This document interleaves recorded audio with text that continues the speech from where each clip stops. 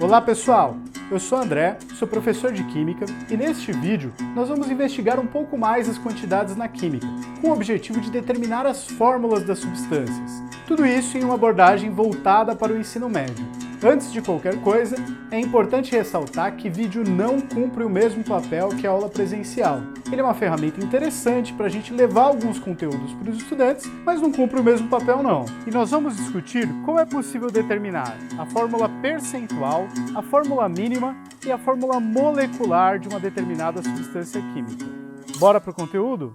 Os métodos que os químicos vão utilizar para conhecer as fórmulas das substâncias vão depender fortemente do tipo de substância que está presente e da origem da amostra de onde você tirou aquela substância. Se é uma substância inorgânica, um sal, por exemplo, existem alguns procedimentos envolvidos. Se for uma substância de origem vegetal, o tipo de procedimento pode ser um pouco diferente. Mas de maneira geral, a gente pode resumir da seguinte forma. Primeiro, eu preciso saber se é uma substância pura ou uma mistura, por métodos dentre outros, como a análise dos pontos de fusão e ebulição, da solubilidade, etc. Se for uma mistura, eu preciso aplicar os procedimentos de separação de mistura, como no vídeo que nós já temos aqui no canal, até obter uma substância pura. Obtendo a substância pura, eu preciso inicialmente proceder à chamada análise qualitativa, onde eu vou determinar quais elementos compõem a substância. Sabendo quais são os elementos que compõem aquela substância, eu parto para uma análise quantitativa, análise elementar quantitativa, onde o que eu quero descobrir é a proporção entre esses elementos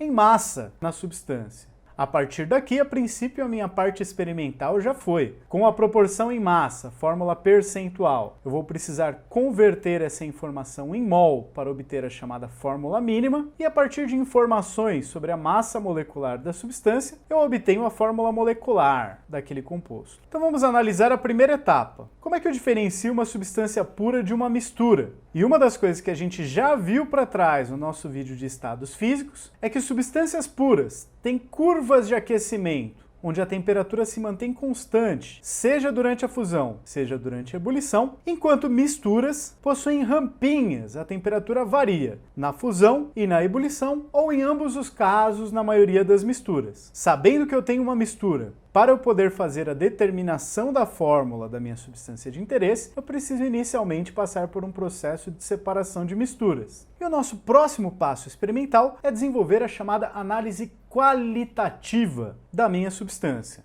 E a palavra qualitativa se refere a qualidades, características, em oposição a quantidades. Da mesma forma que quando eu descrevo uma pessoa, eu posso descrever qualitativamente que fulano é alto e ciclano é baixo, ou quantitativamente, dizendo que fulano tem 2 metros de altura, enquanto ciclano tem 1,5 metro. Mas no caso da fórmula das substâncias, o nosso interesse é em saber quais átomos, de que elementos estão envolvidos ali, sem por enquanto se preocupar com as quantidades e com as suas proporções.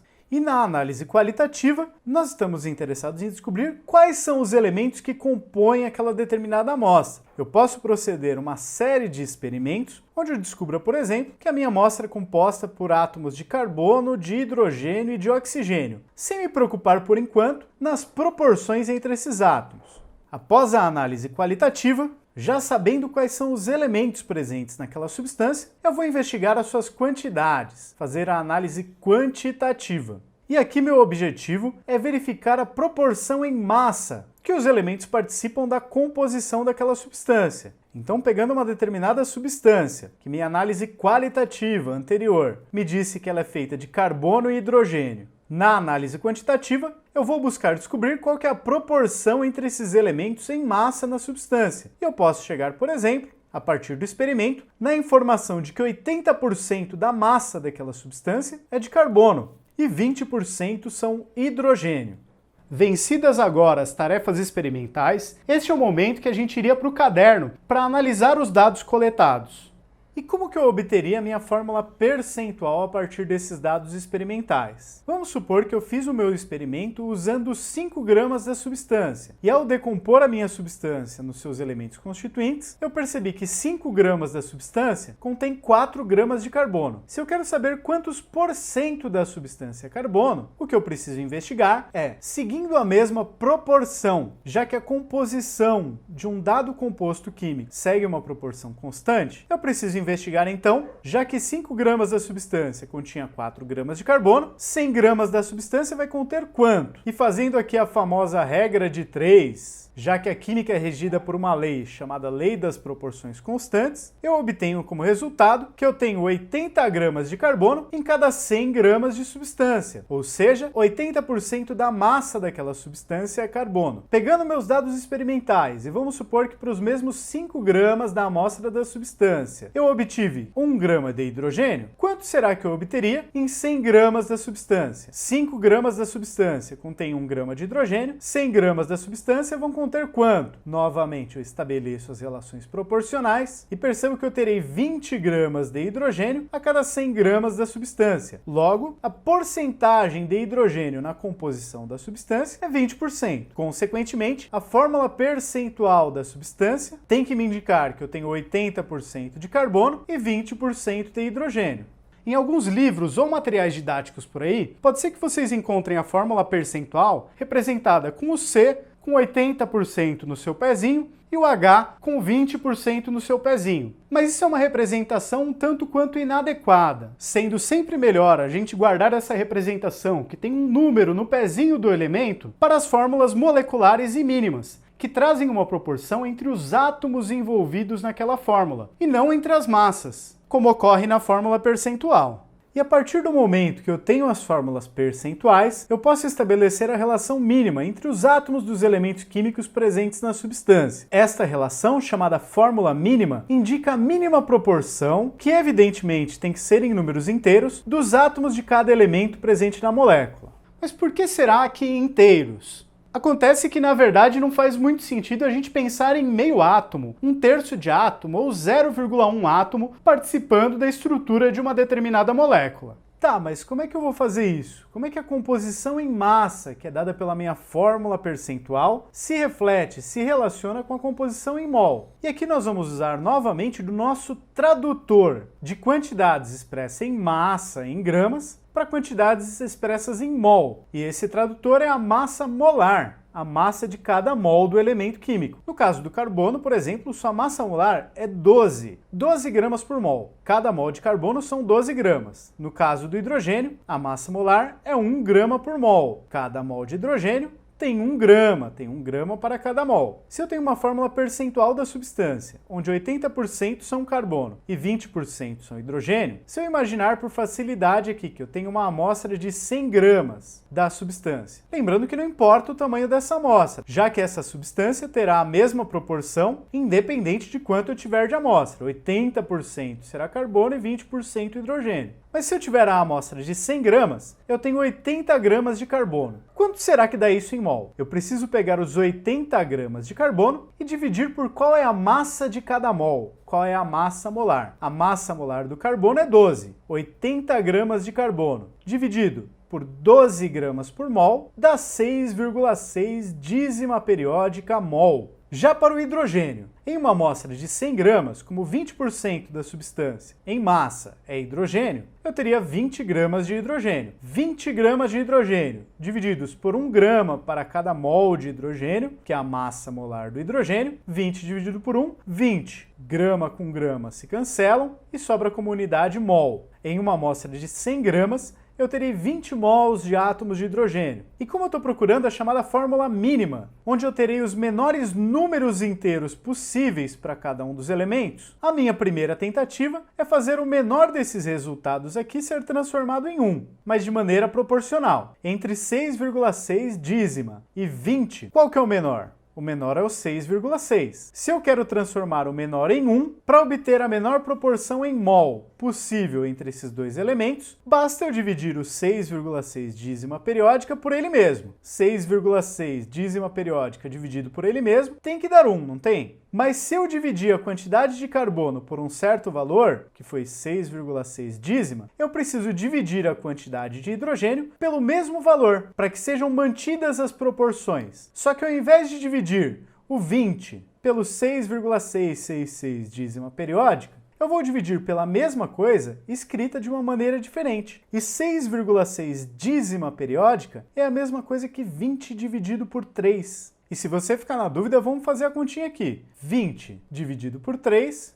Se eu faço 6 vezes 3 dá 18, para 20 sobram 2, coloco o 0 e a vírgula. Preciso multiplicar por 6 de novo, sobram 2 de novo, e assim por diante. 6,666, tá. Dízima periódica. E se você acha que eu tirei isso aqui da cartola, eu não tirei não, eu pensei em um número que a gente está mais acostumado, que é pensar o 10 dividido por 3. 10 dividido por 3 é 3,33333. Se eu quero achar quanto que é 6,6666, o dobro, basta ao invés de fazer o 10 dividido por 3, fazer o 20 por 3. Então dividir o 6,6 dízima por 6,6 dízima dá 1, porque é um número dividido por ele mesmo. E dividindo o 20 pelo mesmo número, para manter a proporção, só que escrito de uma maneira diferente, escrito como 20 terços, ao fazer a divisão aqui eu conservo o 20 e multiplico pelo inverso, que fica 3 sobre 20. O 20 com o 20 se cancelam e sobra como resultado 3 mols. E deste modo, eu calculei que uma substância com 80% de carbono e 20% de hidrogênio tem 1 mol de carbono para cada 3 mols de hidrogênio. E como a quantidade em mols é proporcional à quantidade em átomos, 1 mol é 6 vezes 10 a 23, 2 mols é 2 vezes 6 vezes 10 a 23, 3 mols são 3 vezes 6 vezes 10 a 23, eu sei que a proporção entre mols e a proporção entre átomos é a mesma. Então eu sei que a fórmula da minha substância terá 1 átomo de carbono para cada 3 átomos de hidrogênio. E essa é a minha fórmula mínima, que dá a menor composição entre átomos,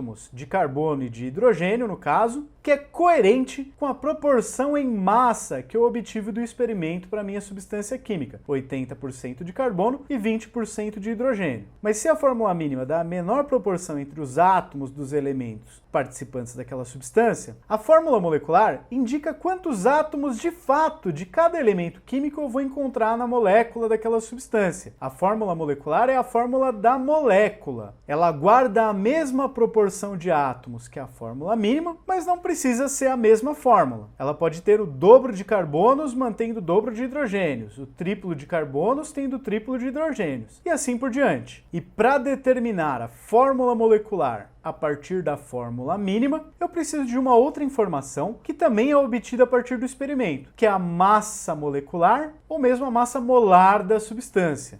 E a forma da gente obter essa informação também pode variar bastante de acordo com as características da substância. Se for, por exemplo, um gás, a densidade desse gás em condições de temperatura e pressão bem definidas pode me ajudar a obter essa informação. Mas por outro lado, se for um sólido ou um líquido, informações retiradas de experimentos onde eu dissolvo essa substância em um determinado solvente e observo o que acontece com o ponto de fusão e o ponto de ebulição desse solvente, também pode ser um caminho bastante interessante. Outra possibilidade, também para sólidos e líquidos dissolvidos em um solvente, é a gente verificar as alterações que a dissolução provocou na osmose, para ser mais preciso, na pressão osmótica daquele sistema. Mas tendo a informação da massa molecular ou da massa molar da substância, basta eu comparar quantas vezes a fórmula mínima cabe dentro da massa molecular ou da massa molar que eu obtive experimentalmente. Vamos supor, por exemplo, que o dado experimental é que a massa da molécula é de 30 unidades de massa atômica. A minha fórmula mínima era CH3, um carbono para cada 3 hidrogênios. Eu sei que a molécula é algum múltiplo inteiro disso, CH3, C2H6, C3H9,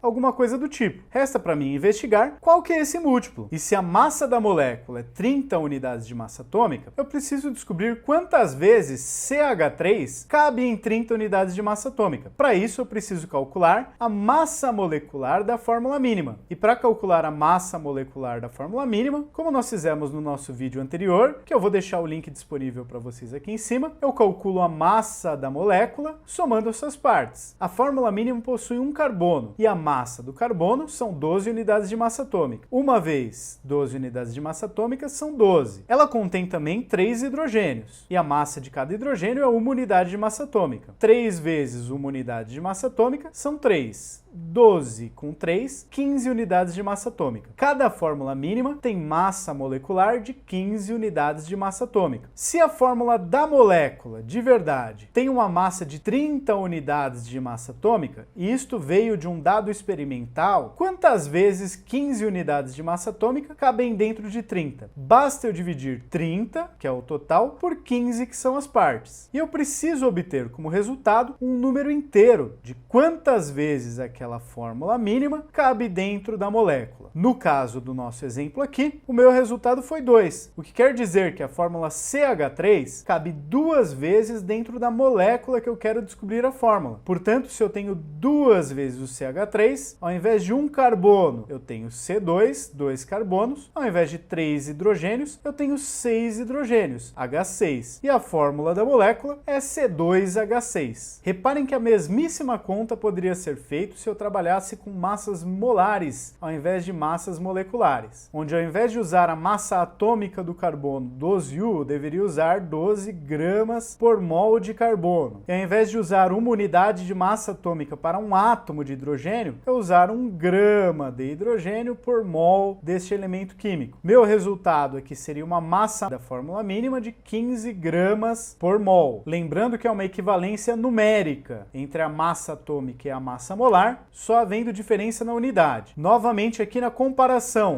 da massa da molécula com a massa da fórmula mínima. A massa da molécula é 30 unidades de massa atômica. A massa de 1 mol dessa molécula é 30 gramas para cada mol da molécula. A massa da fórmula mínima, como nós já vimos, era 15 gramas por mol dessa unidade mínima, dessa mínima proporção entre os átomos. 30 dividido por 15, a unidade vai sumir de todo modo e novamente nós temos 2 vezes. 2 vezes é o quanto cada mol da fórmula mínima cabe em cada mol da molécula. Então, se a fórmula mínima é CH3, a fórmula da molécula tem o dobro do número de carbonos, C2, e o dobro do número de hidrogênios, H6. Bom, pessoal, é isso aí. Eu espero que vocês tenham gostado. Muito obrigado pela atenção, fiquem de olho nos próximos vídeos do canal e até mais!